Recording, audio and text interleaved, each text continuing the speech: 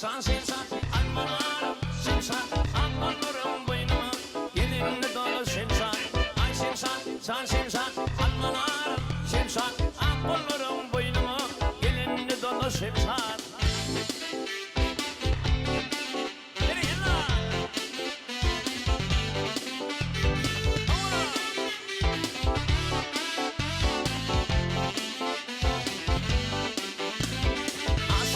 Cimanım şıpır bir şöyle şimşak Güllerim ayemekler Taşım tümmülle şimşak Ahmet şennemin beyan Aşılaman gülü şimşak Kol tutuşup gideli İkimiz bile şimşak Şan şimşak, şan şimşak Almanarım şimşak Akbollarım boynuma Gelinli dolu şimşak Şan şimşak, ay şimşak Almanarım şimşak Akbollarım boynuma Gelinli dolu şimşak.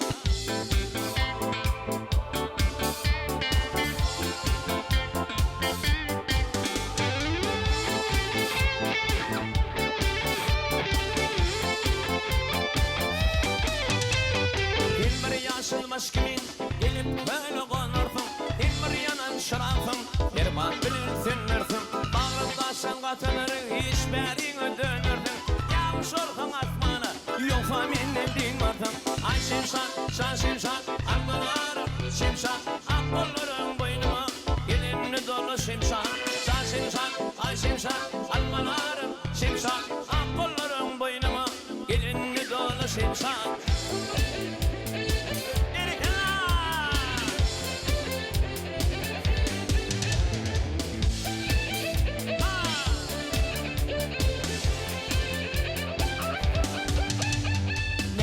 Şipilleri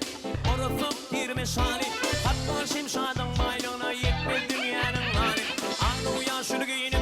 yersin düşmana sari Kentin beni terk eden Hatice hanım yani Ay şimşak, şan şimşak Almalarım şimşak Akbollarım boynuma Gelinli dolu şimşak Ay şimşak, şan şimşak Almalarım şimşak Akbollarım boynuma Gelinli dolu şimşak Ay şimşak, şan şimşak Almalarım şimşak Akbollarım boynuma Gelinli dolu şimşak Ay şimşak, şan şimşak